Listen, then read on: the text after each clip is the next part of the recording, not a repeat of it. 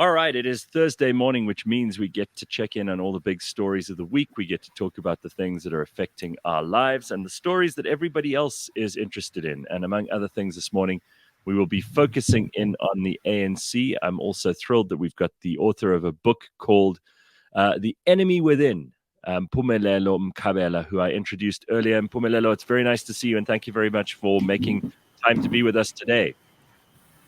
Thank you, Gareth, for the invitation. It's a great pleasure. And well done on the book, by the way. It's a really interesting insight into what goes on in the ANC. There's so many things that we know about the ANC, but there are also so many things that we don't know.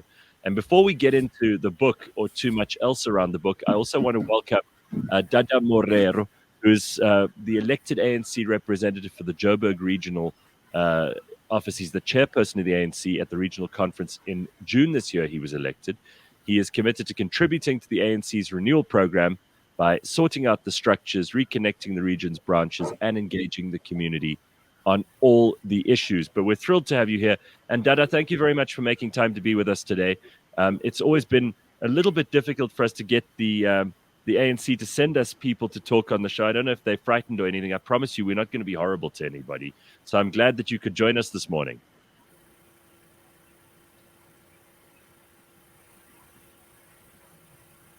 Dada, can you hear us? Oh, I think we can't hear you. Maybe you're on mute. Simpiwe, will you just see if you can sort that out? I don't think he's on mute. It seems like he's connected there. So we'll see if we can just get him back on. And also a little bit later on, we'll be joined by Kanthan Pillay, who of course has been on the Burning platform before. But while we're getting started here, Mpumelelo, just to let people know about your book, to give them a précis, you really go into like the whole idea of cadre deployment, the cadre project, which is a project that the ANC started back in 2000 to develop ANC members and to try and get them to steer clear of corruption, to embrace a new morality. And obviously you look at the situation 22 years later and you go, that was all for nothing, right? That was all for naught. It was a complete waste of time. It seems like we just kind of went backwards, if anything. Oh, now it looks like we've lost the. Well, we're definitely being sabotaged this morning. I don't know what's going on there. Okay, well, that's everyone in the comments has been desperate to hear what I think about the hate speech ruling. Oh yeah, let's go on that. Let's start off with that. Go for it. And I do want to say that we did try and get Ernst to come on the show. Yes.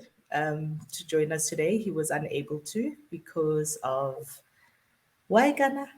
Because of like school runs. Because of school runs. Yeah, and also, I mean, it would have been quite full. As you can see, we've already got two guests. Of course, technical problems notwithstanding, and Kanthan. So I think it was too many things in one. Let's hold off on that because I do want to hear your opinion on it, but maybe we get to that at the end. Can we get the guys again? Okay. Yes, I don't want to lose time with Mpumelelo. Absolutely. So I gave a little précis there of this cadre deployment and the cadre project, which you talk about 22 years ago. It's amounted to very little, hasn't it, Mpumelelo? It has. And by the way, Gareth, at the time when there was a talk of this new cadre, the new kind of member of the ANC who would be morally upright, who would shun away from things like corruption, who will be technically skilled. At the time when there was a discussion about that, there was already a realization that something had gone wrong. And there was a need for some kind of a rebirth, some kind of a Damascus moment for members to change their ways and to adopt a new morality. But we know that since then, nothing has happened. Either the cadre was never born or was still born or was aborted. Yeah, Phumi, that's a hell of a thing to say, right? It was either stillborn or it was aborted. Woo. Where do you think it goes wrong? Do you think that there wasn't any desire to actually sort the problem out? Or do you think it was just what a lot of politicians do, lip service? You know, well, we're going to sort this out. We're going to make it better. We know even now there's still people in the ANC who say, oh, no, there's an ANC worth saving. there are good people in this organization. We just have to put them at the top of the food chain. Look, I try to grapple with that issue in this book. And one of the things I try to analyze is the commitments the ANC makes. I mean, if you look back from that day that we're discussing, that was 2000, at that National General Council in Gqeberha, when the decision was taken that, you know, we need a new cadre, new morality. There's a lot of commitments that the ANC makes. If you look at its conferences from 1997, where there was a talk of, like, you know, we need to deal decisively with corruption, right up to the Nasrec conference where Cyril Ramaphosa was elected president. So the ANC is rich with literature on commitments to fight corruption. So I try to analyze how is it that a party that has made so much commitment to fight corruption has actually turned out to be consumed by the problem. And I try to deal with, for example, the leadership, the element of leadership, how different leaders have dealt with the problem. From Nelson Mandela's time, Thabo Mbeki's time, Jacob Zuma's time, and now up to Cyril Ramaphosa. And one of the things I found, Gareth, when I was doing the research and trying to analyze this problem, I actually found that Jacob Zuma was the most concerned person about corruption.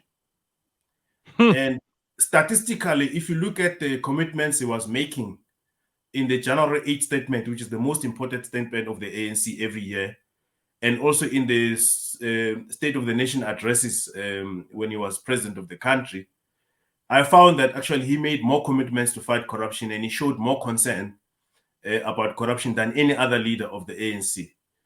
So, but then at the end of the day, he's the kind of a guy who ended up in prison for failing to testify about what he did when he was president of the country on state capture.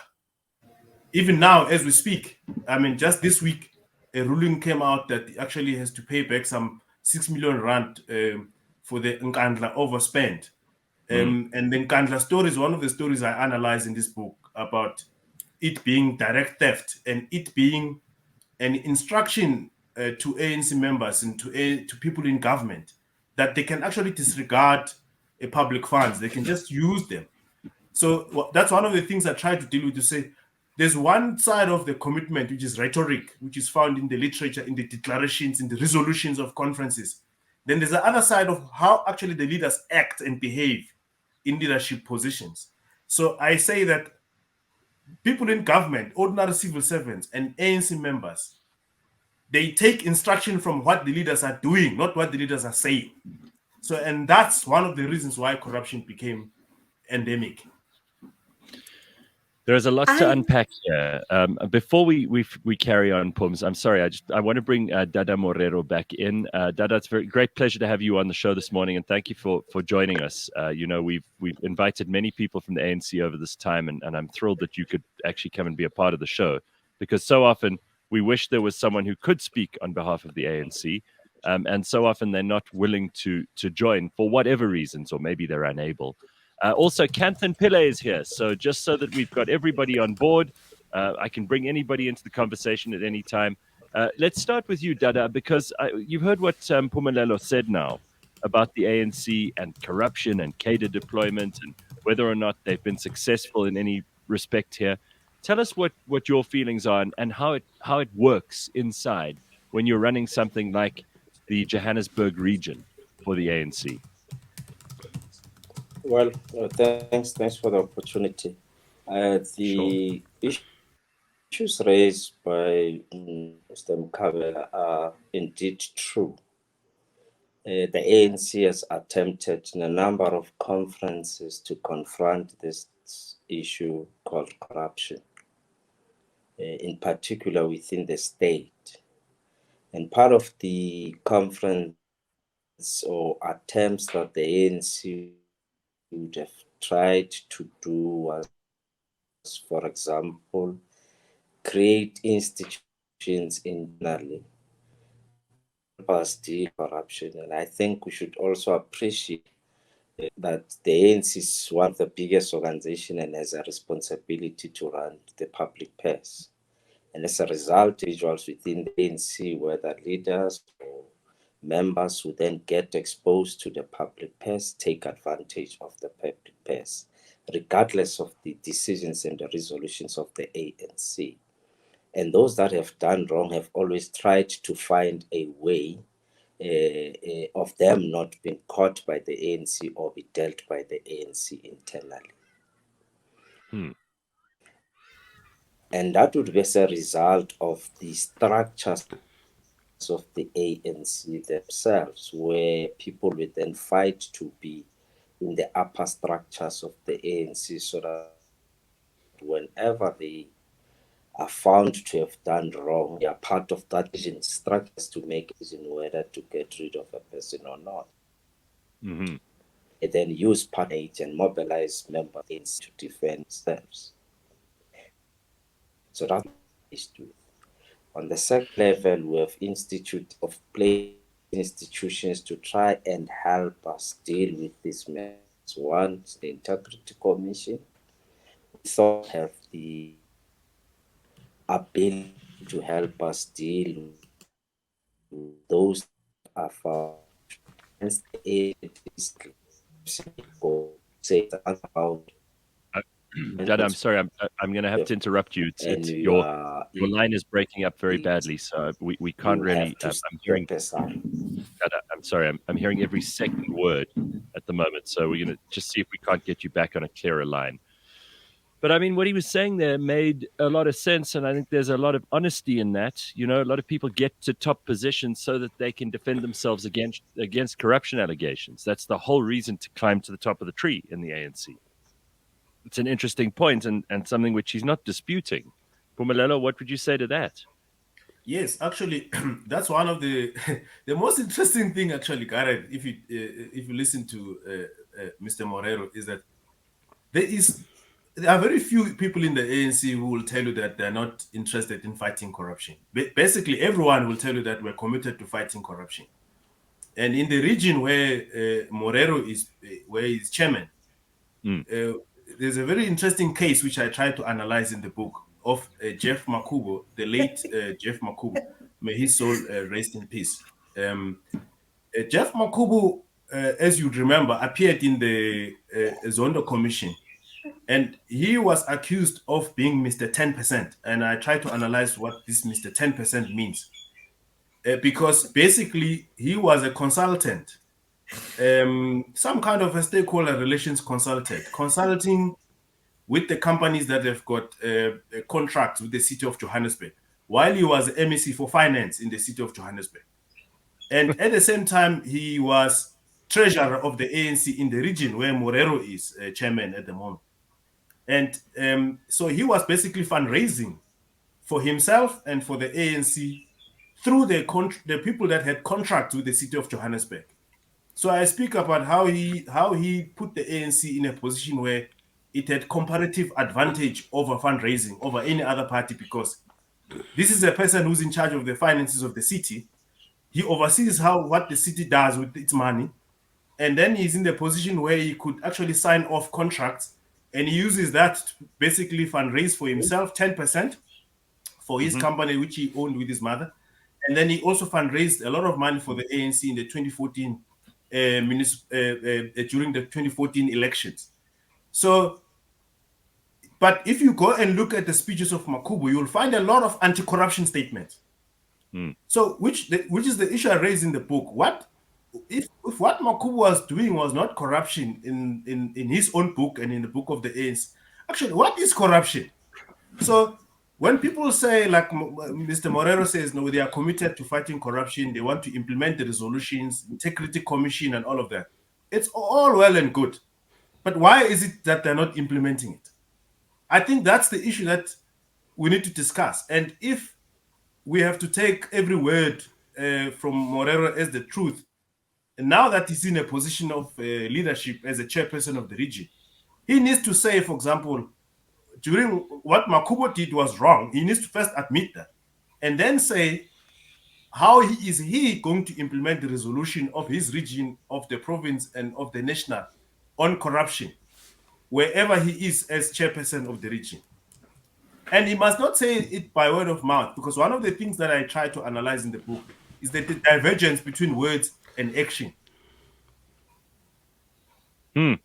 I'm going to give you the opportunity to respond to that, Dada, and then we're going to ask Kanthan and Phumi a couple of questions. Well, they've got a few questions for you and for Mpumelelo, but do you want to respond to what Mpumelelo just said?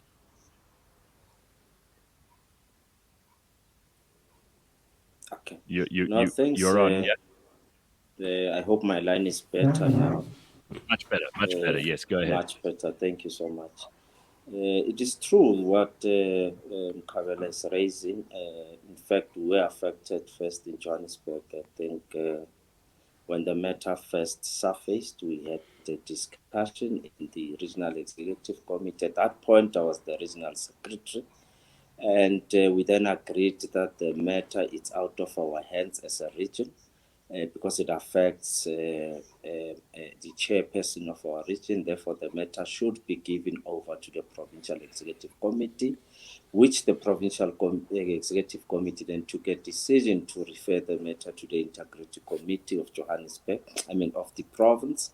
And for some reason, he presented his case, and he was not found guilty by the Integrity Committee based on the facts that he would have submitted to the Integrity Committee.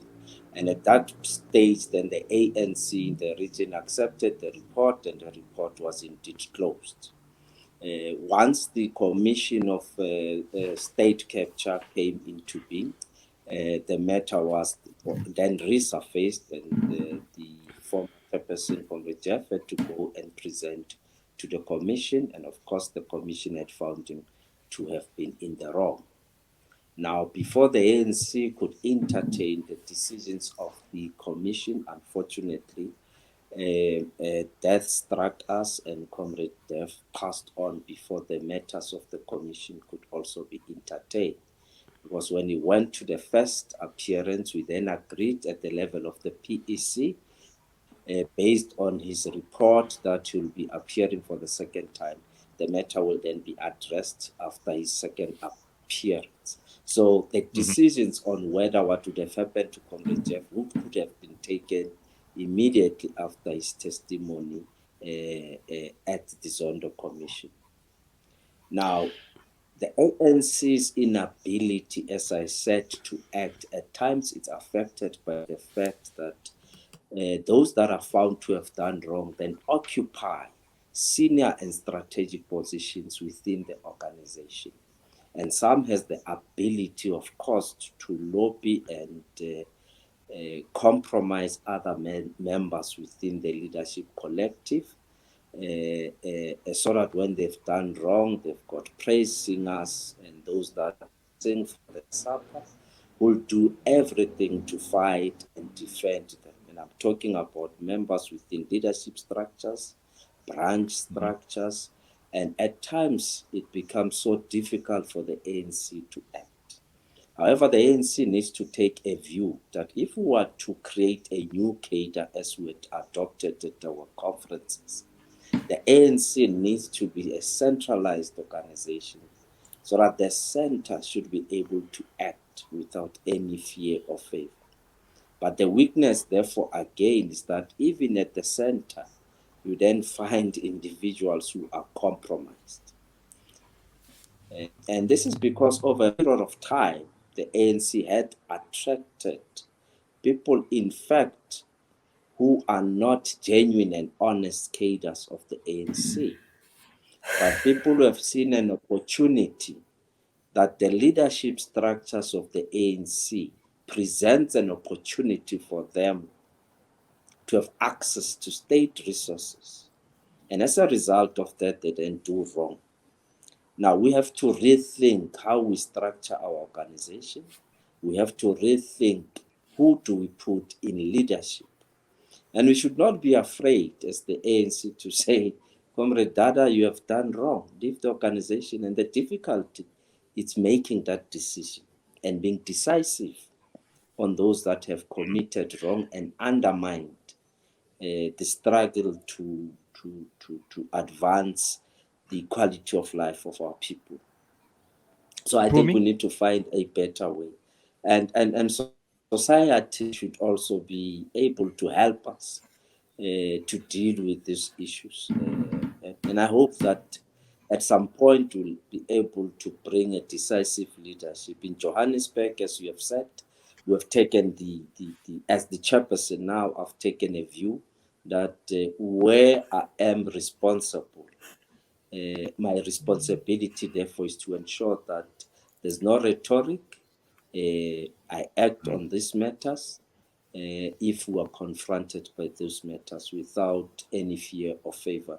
And as the chairperson of the region, I'm so willing to enter that space and deal with those that would have done wrong in my region. Phumi? You know, that it's all well and good to want to have a conversation that says the ANC at the center, at provincial, at this.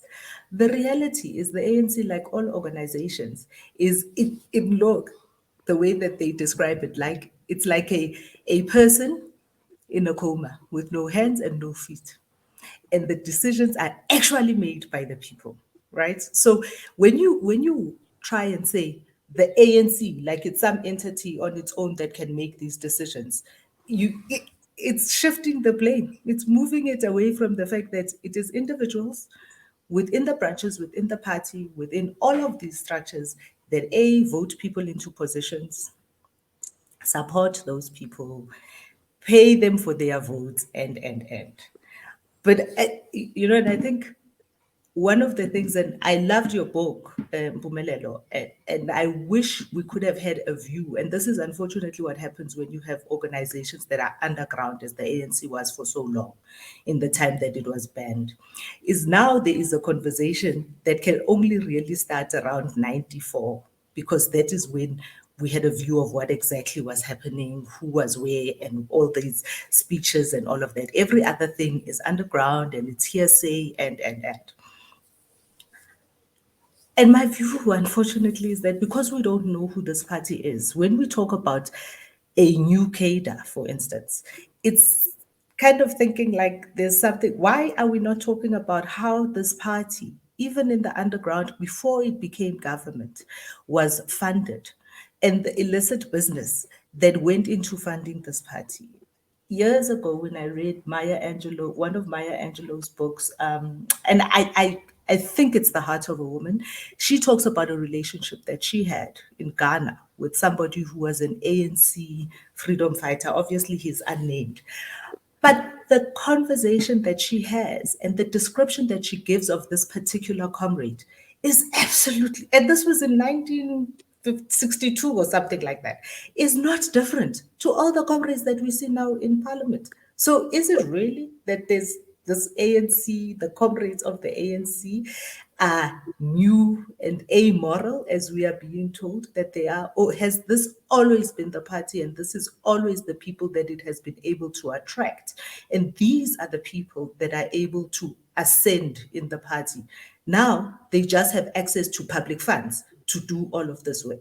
We have big conversations about the billion that was spent by Cyril Ramaphosa buying votes or buying his seat as the president of the party. But nobody has the conversation about the people who took the money, the people who he bought, and where those people are and what those people are doing and who else can buy those people to make what decisions. We don't have that conversation. This is the party that we have. This is who this party has always been.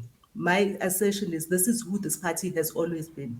So you're saying it's in the DNA, Phumi? It's in the DNA of this party. Do you agree? We just don't have sight of what it was before I don't think 1994. Gareth, well, Phumi is raising arguments on the story of relationship. Angelo Maya. Not relationships, people, not relationships. No. I'm talking about a person. Fine. Now, let's say back in 1994, because Phumi would like to know that. I was in the underground myself, very young at that time. And our responsibility, of course, was to query information and to query ammunition. That was our responsibility at that time in our unit. And we served with distinction, with commitment and honesty. And of course, would have been given money for transport, for food, and all other logistics that were required for us to do. Now, if you suggest that it is within our body politic that we are corrupt to the teeth, you'd be incorrect. Because the few individuals that have participated in corruption has, of course, destroyed the image of the ANC. But we shouldn't make a mistake and think that those officials in government are members of the ANC. In fact, they are not members of the ANC in their majority. And these are the people that have enabled corruption between officials and politicians to have happened. Dada, can I ask this question? Can I ask this question? Only politicians will be involved in corruption. Dada, yes, you can. So if Cyril Ramaphosa spent, the number is $1 billion. Well, I wanted to come to that point that get to the only weakness of the ANC was not to regulate. No, the ANC has not accepted and acknowledged that throughout the world, lobbying and campaigning for leadership positions should, of course, be funded. And the ANC is trying to ignore the reality that, in fact, it has to accept that there will be funding, therefore regulate as to how this funding should happen when people contest for position. It happens in all political parties, by the way. And it's a new thing, of course, in the ANC since 2007. I hear your point. But there are people who are delegates. People who receive the money are one is delegates to conference. Two is those. No one is denying the fact that people were bought. Okay. Not denying that fact. Fantastic. The problem, as I say, Phumi, is that the ANC does not want to accept that it's in the common cause or in running political campaigns. Funding does happen. Pardon? Okay, that's fine. The ANC doesn't want to accept that reality. And it's time that the ANC must regulate that space, because it's only through regulation that the ANC will be able to manage the flow of money in campaigns for leadership. It happens. Dada, you have answered my question. Let's move on to the next thing. Whether at branch level, regional level, people do use money. You've answered my question. Thank you. And we're clear that people within the party are willing to accept money in order to make a decision that favors the person with the money. You've answered that question. The fact that you are unable to regulate it, it's okay. Those that have money within our ranks stands to lead the ANC. And those genuine and honest cadres who do not have money do not stand a chance to lead this organization. It's true. Okay. And hence we are talking to how best can we create a new cadre within our ranks. All right. So Dada, sorry, thank you for answering that. No, thank you for answering that. I'm thrilled that we actually have someone from the ANC here. And again, I want to just be very clear about the fact that we appreciate that you are here accounting for the ANC, because so often we have to talk about you guys and nobody's here to talk about it from within. I want to bring Kanthan in here because he's also got a couple of interesting points of view about where the ANC is headed and what might be happening, and also about, who pays the piper, because as you say, the people who have the money are the ones who may as well make the decisions around who's going to lead. Kanthan, you've got some interesting things to say about. Yeah, I think the interesting thing that I've been hearing from Dada over the past while is, in fact, something that has come out from ANC leadership ever since we became a free country. So the words that get spoken in terms of the commitment to corruption, I truly believe that the people who utter those words believe in those words. The question then becomes, how do we actually translate that into actually eliminating corruption? I think we need a multi-tiered approach to this. And the way in which we start off is to recognize that the essence of corruption is people taking money that's meant to be spent in the public good and diverting a significant chunk of that money to their own personal enrichment. So how do we obviate that scenario as a starting point? So let's separate that scenario from where we are talking about votes being bought in the ANC conferences. Frankly, from my side, I don't care about how votes get bought in the ANC conference, because that is an internal matter for them. I am concerned about how public funds actually end up getting spent. And to my mind, the best solution that we can have is to have absolute transparency in terms of how every single bit of money gets spent. So that means that city budgets need to be completely open to scrutiny by all members of the public. Every single line item needs to be open to scrutiny, and our ability to question that as members of the public must be completely unfettered. So we need to know every single salaried person exactly how much they are earning. That gives us the ability to assess whether payments for particular positions are in fact in keeping with what gets paid in the public sector, or whether it's disproportionately high, which would indicate that people are actually being rewarded for some other reason. Once we have that complete transparency, Dada, the way in which that actually helps your cause is right now, as you correctly pointed out, whenever things get raised within the ANC structures, and you have praise singers who then end up lobbying for particular individuals so that they're actually able to avoid scrutiny from within ANC structures and able to avoid action within ANC structures. But if every bit of expenditure, public expenditure, is open to scrutiny, it becomes very difficult for those praise singers to then come out and support, because it is a matter of all of the expenditure being open to the public. That has to be the starting point in terms of how we go about tackling this. We need to become the first country in the world where every single bit of public expenditure is open to scrutiny.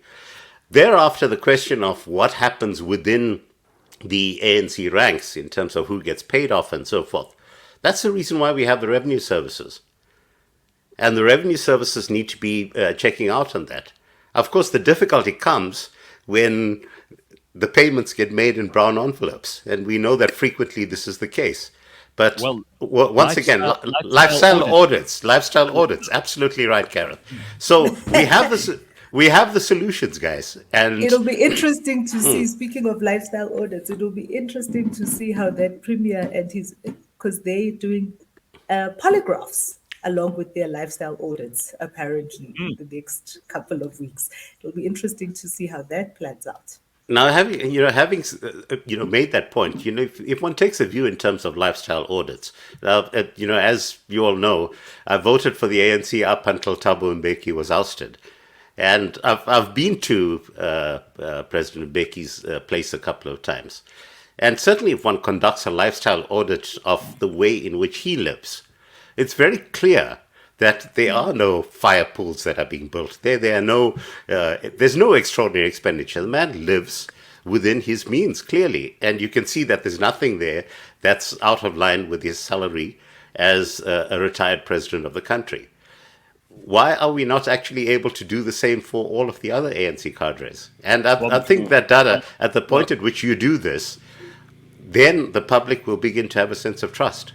Well, some went into office being billionaires. Let's not forget about that. And maybe this is a great place to bring Mpumelelo in, because, I mean, you covered this in your book too. The role of money in the ANC. And we know, and Dada's been quite honest about this, that there are lots of people who are on the take. They see this as their means to make a quick buck.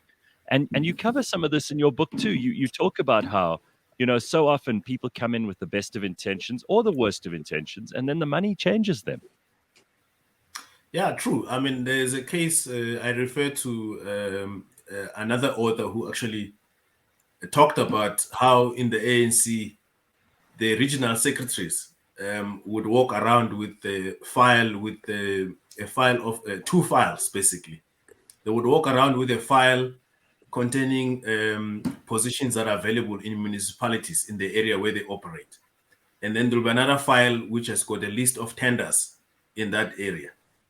And then I added that actually there's another list that now people carry, a hit list. Now people are dying, they are killing each other because of procurement. All of this, Morero was talking about, like, people fight leadership positions to access state resources, and they support each other, they rent a crowd and all of that. But at the center of it is that which is partly what Kanthan is talking about, but he doesn't address the real issue. There is the incentive system in the ANC, and now it has become a country problem. The incentive to be corrupt is much higher than the risk of being caught. So, in other words, the system is such that it's lucrative to be corrupt, and the idea that you can be caught doesn't wash. And as Morero says, people fight for this leadership position so that they can then control what happens in the party. They use their leadership positions to protect themselves. I can actually go beyond that, which is what I try to analyze in the book. Part of the incentive to be corrupt is that if you can fight and get into a strong leadership position in the ANC, chances are that you might be like Mbeki, like Zuma, like Cyril Ramaphosa, be in a position to control who becomes head of the NPA. Once you can control who becomes head of the NPA, then you can literally manipulate the situation. Zuma was able to suspend the head of the NPA when he thought that there was a risk to himself. Thabo Mbeki managed to tamper with the way Jackie Selebi was investigated because he could control what could happen in the NPA. So the NPA, in terms of the constitution, is nominally independent, but in practice, because of the appointment system of the head of the NPA, it's easy for anyone who is in charge of the party that is in government to basically manipulate the systems of the NPA to their favor. So the incentive to fight for leadership position goes beyond just merely getting a tender there, getting a job there. The stakes are high for the control of the state as a whole. So that's why when state capture happens, you basically have to hollow out the NPA. You basically have to hollow out. Kanthan talks about SARS. We know what happened to SARS because it was identified as a problem. And why was that? Why was it possible to capture SARS? Because the president appoints the head of SARS. So if you can fight in the ANC to become president, you can control SARS via the appointment system. You can control the NPA via the appointment system. You basically can do a lot of stuff. So there's a lot of and get away with it. Well, there's a lot of incentive to fight to get to these positions. So part of the problem is to remove that incentive. How do you do it then? Maybe Morero and them must say, okay, what is their plan to remove the incentive to be corrupt? Sure. Phumi, you wanted to say something? well, part of the reason why we do have so much power resting in the president is also because of the way that our constitution has been constructed, with the Nelson Mandela as the president in mind, with an individual whose moral compass, as it were, which is part of the reason why, even as we're having all this conversation around direct elections and who can be the president of the country or who can be the head of a city or a municipality, has become such a contentious issue, partly because there is so much power that is vested in the presidency and who the president can appoint to what positions and how all of those various institutions then become accountable to the executive. It then also, calls to mind the idea of how our parliament works, because that is also part of the job of portfolio committees and who they hold accountable how. Again, on Monday, we've got yet another extra parliamentary, what is it called? Calling this one? Cyril Ramaphosa now has 26 Yes, advisory councils, right? He's essentially Cyril Ramaphosa has got a parallel government that is advising him, or his cabinet, or we don't know. Actually, we don't even know if he listens Yeah, to them, there were because what is the advice that there is were coming out of all of those? 9 people appointed under, I think, Feroz Kachalia as the chairperson this week in a corruption commission, who are going to advise the president on how to tackle corruption. So more talk. I mean, this is very We're up to frustrating. 26 now. Now 26 advisory commissions that this you- president has had since Dada, 2018. do you Gareth, I do you think it's important go ahead? also to acknowledge that work has also been done, or work has been happening to try and deal with those that have done wrong. So it does not suggest that nothing has been happening. And I think we need to acknowledge that work has been done. Now, it is What important, work? I need to emphasize this point to Mpumi, because she also needs to accept that this corruption is also driven by black professionals and white professionals in the civil service. The people I that don't have gone know. to I don't school, need to. the people that I have been need. trained properly, people who are not even members of any political party in the main, who have No, been but driving the Siswangao. decisions. Because the ANC, for example, in Johannesburg, we don't allow any of our councillors to sit in tender decisions. And that decisions, we took it long ago, that no councillor will sit there. But who sits in those decisions? It's administrators, it's professionals that have This gone is to what school cadre and been deployment trained. has been about. Now, we And need this to is what cadre address that question deployment is itself, about. It is because about the getting public people service who itself have is ties to the party. rotten to the core. Dada, No. while That's where you you may make a believe that I need mistake. to You need accept, to while you may believe analyze that I what need to cadre accept deployment certain things, means. you need to No. you need to have Mpumi, a moment and I'll tell hear you now. this. The What city we manager, know for the a city manager fact. in Johannesburg, it's cadre. We can't. Explain what cadre deployment is. Cadre deployment. We only have a responsibility where I am responsible. Our responsibility is to appoint the city manager. The rest of the administrators is not our responsibility. And we did appoint That a city manager in And the that's name of okay. Trevor Fowler to help us It, navigate building the city. Now, the rest of the professionals who are in the system, whether at SASA, whether in the city of Johannesburg, are not leaders or members of the ANC. They are professionals that we, as African people in particular, had hope and trust that they will help us build a country. We ourselves, it has nothing to do with data deployment.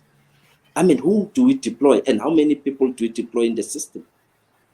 Honestly. you tell us. So You tell us I'm telling you, the Regional Executive that you don't. Committee only has a responsibility in as far as the deployment of a city manager, in as far as all his other direct reports and anyone else under him. It's not our responsibility. The same way that the traffic officers who take money on the streets are not deployed by the ANC. The administrators who have been employed by the state. That is why I'm saying we need to understand that corruption exists, but somebody is enabling corruption to happen. So let's go there at the source. Yep. Does it? Thanks. Okay. So Mpumelelo. does it feel better? Sorry, Mpumelelo, before you go.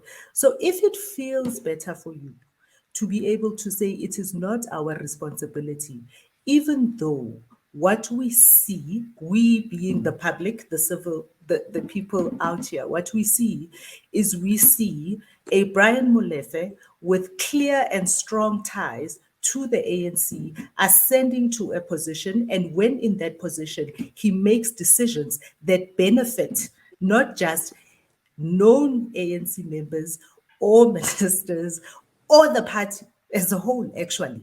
So if it makes you feel better to say that it is not our responsibility, which is what we have all been saying, is that the ANC is unable to take responsibility for the fact that it has broken the system by having people that are linked to the ANC, linked to ministers, being in charge of the public purse and diverting those funds. And no one is saying that that the public purse, that's what politicians do. They move funds, they allocate funds, but they allocate funds not for their benefit. They must allocate funds for the benefit of society. What we are seeing is we are seeing ANC comrades, ministers, all of those individuals, and even businessmen with strong links to the ANC, diverting funds from the public purse into their own pockets. So if it feels better for you to say that you are not responsible, it is okay. What we see and what we hear No, and but what I we think I've never experience said is we're not different. responsible. You just I said don't that. think I said we're not It's responsible. okay. It's Mpumelelo's chance. It's Mpumelelo's chance to say The something. the It is attempt here Mpumelela's was chance to to say explain something. to you your misunderstanding of what cadre deployment is. It is not a misunderstanding. Mpumelelo, it is And your when we turn. started the debate, one of the important things Mpumelelo Mkhabela raised was the fact that I am responsible in Johannesburg. And he wanted to understand that now that you are responsible as the chairperson of the region of Johannesburg, what are you going to do? And it is important that I don't know where I am responsible. This is what I'll attempt to do to try and contribute towards resolving the problem. And it will be incorrect to suggest that administrators are all deployed by the ANC. It's not true. Yes, there was a Brian Molefe at the level of Transnet CEOs. Those are deployed by the leadership of the ANC at the national level. Yes, we agree. But not everybody has been deployed by the ANC. Unless you're saying everything that is wrong in the country is the ANC. And we can't even try to say everything else that is wrong is done by the ANC and try to also overshadow everything else that is right. That I think also we need to talk about what is right and what has been done right and what has benefited society in the long run. We must also talk about that because we tend to speak only more about wrong. Sorry, I just wanted No, that's fine. to I do put want to, that because point across. sure, we've got limited time. I want Mpumelelo and Yes, Kanthan to just have some final thoughts here, and then we can wrap this up. So Mpumelelo, it's your turn. Yeah, well, I think in theory, Dada is correct in theory. And that's what the rule book says, that the ANC doesn't get involved or politicians don't get involved in tenders and stuff like that. That's in theory. But in practice, it's a different story. And it's the same as when you look at the ANC resolutions and declarations. In theory and rhetoric, and it's there. But in practice, it's a different story. So if you look at, we spoke about what happened with Makubo, for example, the former MMC and the former mayor. He was able, for example, to influence the tender system, not because he sat in the procurement committee himself, but he found a way to influence the system. So you don't necessarily have to sit in the procurement committee to influence it. In the end, you are the one who's going to sign off the budget. You are the one who's going to take a budget and present it to the council of the municipality for approval.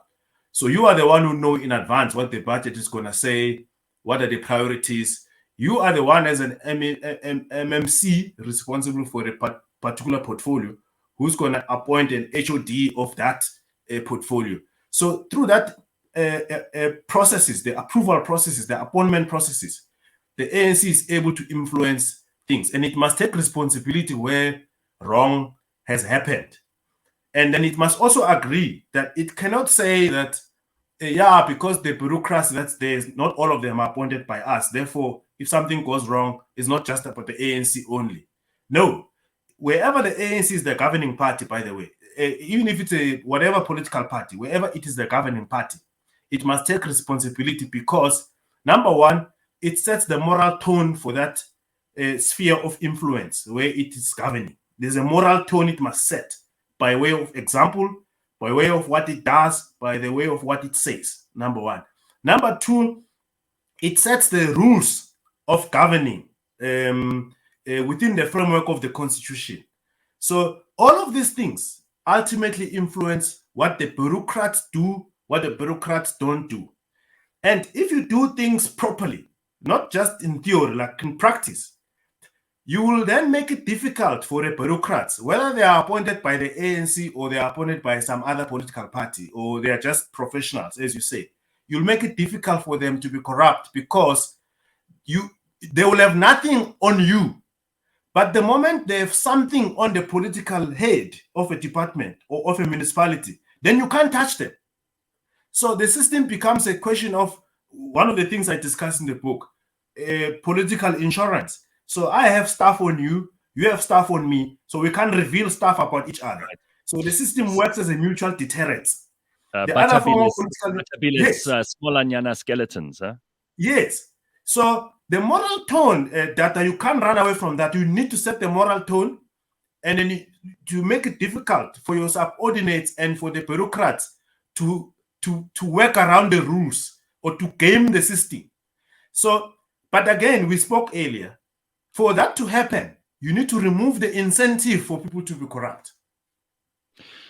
On that note, and I'm going to give you the last word, Dada, because I do think it's, we don't want to pile on just because you're the first ANC representative to come on the show in a while. So I don't want you to feel like you're being cornered here. But Kanthan, before we wrap up, and a lot of people in the comments are taking sides on this already. There are people saying, just listen to what Dada's saying. There are people saying Phumi's interrupting. There are people saying Phumi's right. It's all over the place. What do you think the ANC should do? Let's imagine for a second that it is possible to go against everything that we've said for a long time now, that the ANC is not finished, that there is a way for them to resuscitate themselves, to regenerate that kind of moral tone that Mpumelelo's talking about there. Is there a way that you think that's possible? And is there any advice that you would give the ANC if you were employed to consult to them? I think that within the ANC ranks right now, Gareth, there's a significant movement to actually pull the organization together. And I hinted at this in a piece that I wrote fairly recently, which was on Thabo Mbeki's birthday, where I suggested that there was possibly going to be a internal revolution against Cyril Ramaphosa to oust him, because frankly, he is the most useless president we've ever had. And I strongly believe that people who were very firmly in Thabo Mbeki's camp are working towards ousting Cyril Ramaphosa from his current position. And when Julius Malema says things like this, Julius very rarely lies about such things. He's generally very, very accurate. And frankly, I think that what needs to happen is that the ANC needs to split. And you need to have two ANCs. And effectively, the pair of them will end up running the country because they will command the majority. But all of their decision-making will have to be argued within Parliament. And I think that that is going to be the solution. The ANC cannot heal itself in its current form. We need COPE 2.0 to happen. And that's the point at which we'll get the country back. Let's leave it there. Mcebisi Jonas is hearing you. Yeah, well, let's hope that COPE 2.0. Let's hope COPE 2.0 isn't a fight like we saw Musiwa Lekota in over the course of yesterday, because otherwise that's going to be even more embarrassing. All right, Dada, you get the last word, and you're welcome to respond to Mpumelelo or Phumi or Kanthan or all three. Thanks for the discussion. I think such dialogues would probably help us as leaders of the ANC individually, to help us to do the right thing and build our country and build our movement. And I think Mkhabela has really helped us in some of the issues that he raised, not only in the book, but a number of interviews that he has done. And where we are as Johannesburg, I think we could learn a lot from him to help us move forward. There are challenges in the ANC, there are challenges in the country, and I think we should continue to try and resolve some of the problems that are there, but we must also look into what good has happened in the country and where the country is doing and what different municipalities are doing and where are we going, especially where I think some of us have the responsibility. It might help for me that you also engage with what we're doing in Johannesburg and what we are doing in the city of Johannesburg as the leader of caucus, what changes are we putting in place. I can't let you go without perhaps having a response from you on what Kanthan said there and what has been talked about a little bit. This idea that there is an internal revolution going on in the ANC, and I know you won't confirm or deny. Well, I just heard it from him now, so I wouldn't want to comment. Okay. Remember, I'm the original chairperson, so I'm regulated by processes of the organization until that there's a declaration of the roadmap to the national conference. That's only at that point that one can speak freely, even of my own preferences of leadership at conference. So I don't know about the internal revolt, but of course, at that right time, we will declare our preferences or who should take us forward. Remember, Gareth, we should not run away from the fact that there are challenges in an organization. And I think an organization which is not faced with challenges as big as we are, then we'll have serious problems with that organization. It's the same thing of people who are just getting unqualified audits here and here, and nothing actually happens in their municipality because they're not spending money, they're not doing anything. But those that Dada, spend money, your sound is kind of deteriorated a little bit now, so I'm going to let you go on this. We are also at 8 o'clock. Thank you very much. I hope it's not the last time we have you on. I'll definitely want to come back. All right, especially with Mpumi being here, I'll be glad. Okay. Thank you very much. Thank you, Dada Morero from the ANC in Johannesburg. He is the regional chairperson of the Johannesburg ANC. Mpumelelo, we didn't get to go into too much of the detail of your book, which I'm sorry about because there's so much more we could have unpacked from there. But we will get you back if you have some time for us one morning. We'd love to have you back. And Kanthan, you've really thrown a cat among the pigeons now with your new theory about an internal revolt. I can guarantee you Dada's going to run back to the ANC now and say, hey, guys, what the hell? What's this? What's going on? BBC Jonas, watch this space. It looks like you also know something. Yeah. Everybody knows it. It's an open secret. Let me just say the name of the person that's going to be brought forward. Phumzile Mlambo Nguka. Oh, wow. Okay. There's something to think about. All right. So, guys. Is that why she started a Twitter account? Exactly. Yeah. Well spotted. Well spotted. So we will reconvene on this matter because maybe there's some predictions that have been thrown into the offing here. Mpumelelo, thank you so much. Kanthan, always good to have you on. I know that you often do the school run, so you're not always able to join us, but people go crazy when you do. So hopefully we see you again soon. And we'll see where we'll test your predictions. So thank you to all the guests this morning. And if you want to read Mpumelelo's book, it is called The Enemy Within. And I would recommend that to anyone who wants to try and understand so much of what goes on in the ANC. There we go. Pumi's got it right up front and center in the screen there. So how the ANC lost the battle against corruption. Yeah, the wolf in sheep's clothing. All right. So thank you very much. And again, I've just got to say, great to have someone from the ANC on because, Pumi, we've tried, huh? We have tried. So to Dada's credit, despite the fact that come back. We must talk about. Sure. We have to talk about what coalitions. Yeah, well, we've got it, especially in Joburg. But I do want to say, and not to state the point too much because I don't want to bore people, but we always invite everybody, and sometimes we get replies, and sometimes we get favorable responses. But so far, Dada's been one of the first ANC people to come on the show for a long time, and I hope that other ANC members will feel that they are able to come and join us and put their case forward because we need to know these are the people who control much of the country and so many municipalities in the country. And we need to speak to these people. We don't want them to be avoiding us. We want to deal with these things head on. So we love Dada. He must come back. Yeah, big pleasure to have him on. All right. Thank you so much, everybody. We will see you tomorrow. Have an excellent day. Kanthan, Pumi, thank you so much. Cheers. Bye-bye.